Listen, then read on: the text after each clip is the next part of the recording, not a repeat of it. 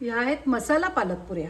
आज मी तुम्हाला खुसखुशीत मसाला पालक पुऱ्या कशा करायच्या हे दाखवते। मी तुम्हाला इथे व्हिडिओमध्ये ज्या टिप्स सांगितल्या आहेत त्या तुम्ही फॉलो केल्यात तर तुमची प्रत्येक पुरी अशी फुगेल आणि पुन्हा पुऱ्या सुद्धा खुसखुशीत होतील। मी आता हे जे माप घेतलंय त्या मापामध्ये 20 ते 22 पुऱ्या होतात। मुलांना टिफिन मध्ये देऊ शकता, स्नॅक्सला देऊ शकता, ब्रेकफास्टला तुम्ही ह्या पुऱ्या तयार करू शकता, प्रवासात सुद्धा तुम्ही ह्या पुऱ्या घेऊन जाऊ शकता। ते 4-5 दिवस या पुऱ्या अगदी चांगल्या राहतात। या मसाला पुऱ्या आहेत त्यामुळे ह्याच्यावर चटणी, सॉस, हवा असं काही नाही। ही पुरी नुसती सुद्धा छान लागते। नमस्कार, श्रेयस रेसिपीमध्ये आपलं सगळ्यांचं खूप खूप स्वागत आहे। तुम्हाला माझा व्हिडिओ आवडेलच तेव्हा माझ्या व्हिडिओला लाईक करा, शेअर करा। जर तुम्ही अजून सबस्क्राईब केलं नसेल तर प्लीज सबस्क्राईब करा, बेल आयकॉन प्रेस करा। चला तर मग आता मसाला पालक पुरी करूया। त्याच्याकरता इथे पालक घेतलेला आहे। हा पालक स्वच्छ धुवून घेतलेला आहे। पालक घेताना फक्त पानं घ्यायची। एक मुठभर पालक आहे किंवा अर्धी जुडी पालकाची पानं आहेत। पालक पुऱ्या दोन प्रकारे करतात। तुम्ही हा पालक मिक्सर मधनं फिरवून सुद्धा पुऱ्या करू शकता किंवा थोडासा पालक ब्लांच करून घ्यायचा। कच्च्या पालकाच्या पुऱ्या केल्या तर थोड्याशा ते उग्र लागतात,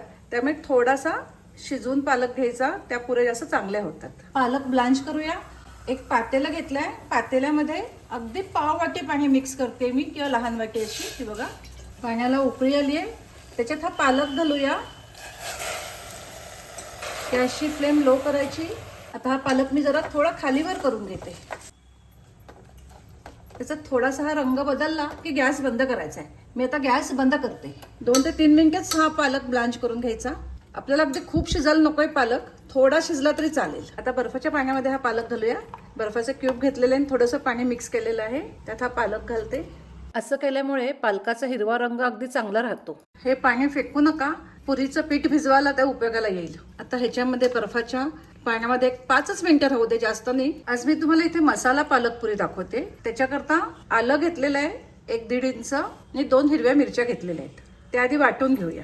तुम्हाला हवा असेल तर तुम्ही थोडा लसूण ह्याच्यात घातलात तरी चालेल। जो बर्फाच्या पाण्यामध्ये आपण पालक घातला होता तो घालूया ह्याच्यात। शिजवल्यानंतर बघा अगदी मुठभर झालेला आहे पालक। आता हे मिक्सर मधनं वाटून घेऊया।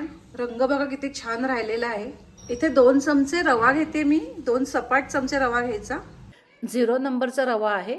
तुम्ही जाडा रवा घेतलात तर तो जरा मिक्सर मधनं फिरवून घ्या आणि त्याच्यामध्ये 2 चमचे पाणी मिक्स करायचं। आता हा रवा 10-15 मिनिट असाच राहू दे। जेव्हा पालक ब्लांच करतो तेव्हाच रवा भिजवून ठेवा। रवा अगदी चांगला भिजतो, नंतर मग पुऱ्यांच्या पिठामध्ये हा मिक्स करूया। हे बघा ही आपली पालक प्युरी पाऊण वाटी झालेली आहे। आता आपल्याला पुऱ्यांचं पीठ कालवायचं आहे। एका पातेल्यात ही प्युरी घेतलेली आहे। पालकाच्या पुऱ्या करतोय त्याच्याकरता ह्या पालकाच्या प्युरीमध्ये आपल्याला आता गव्हाचं पीठ मिक्स करायचं आहे। आधी 2 वाट्या मिक्स करते, मग लागेल तसं मिक्स करूया। आता बाकीचं साहित्य मिक्स करूया। तीळ घालते 1 चमचा, तिळामुळे पुरी चवीला छान लागतेस आणि त्या हिरव्या रंगावर पांढऱ्या तीळ अगदी छान दिसतात। ओवा अर्धा चमचा घेतलेला आहे तो घालते। मोठा चमचा धना जिरा पावडर घेतलेली ती घालते। लहान चमचा किंवा पाव चमचा मी जिऱ्याची पूड घालते। ही भाजलेल्या जिऱ्याची पूड आहे। आता हा रवा भिजून 15 मिनिटं होऊन गेलेली आहेत। हा रवा ह्याच्यात घालूया।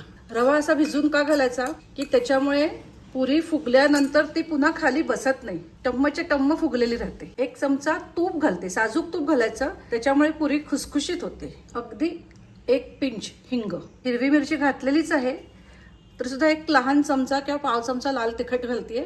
हळद नाही घालायची, हळदीमुळे थोडा रंग बदलतो। चवीचं मीठ घालायचं। पालकामध्ये मीठ असतंच त्यामुळे चवीनुसार मीठ घाला। आता हे सगळं कालवून घेऊया। आता आपल्याला लागेल तसं ह्याच्यात गव्हाचं पीठ मिक्स करायचं आहे।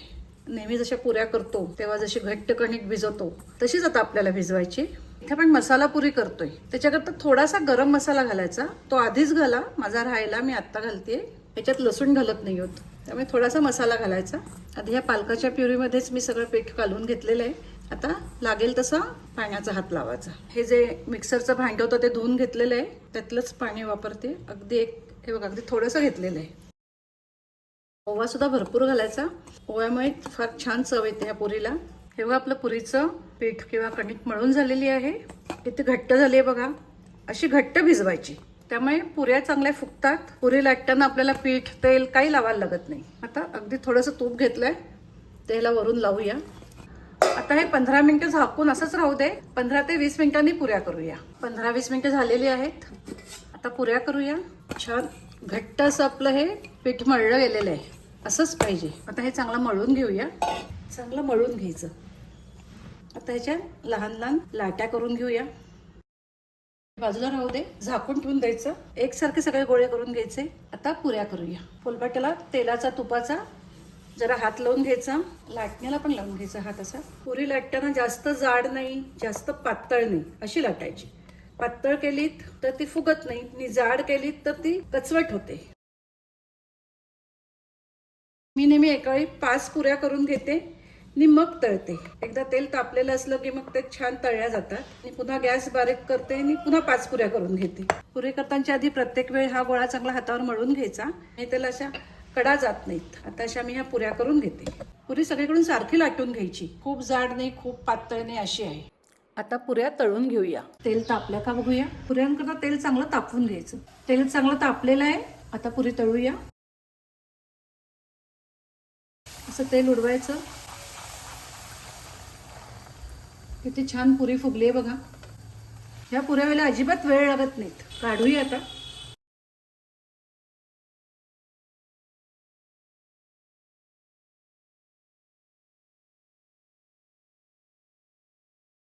बघा आपल्या पुऱ्या तळून झालेल्या आहेत. हे बघा पुरी लाटताना आपल्याला तेल तूप आता काही लावायला लागलं नाहीये, पीठ वगैरे काही लावायला लागलं नाही. अशी आपली कणिक मळली गेली पाहिजे. पुरी तळताना नेहमी तेल चांगलं तापलं गेलं पाहिजे, तरच पुरी फुगते. असं गरम तेल लगेच उडवायचं. हे बघ किती छान फुगली पुरी.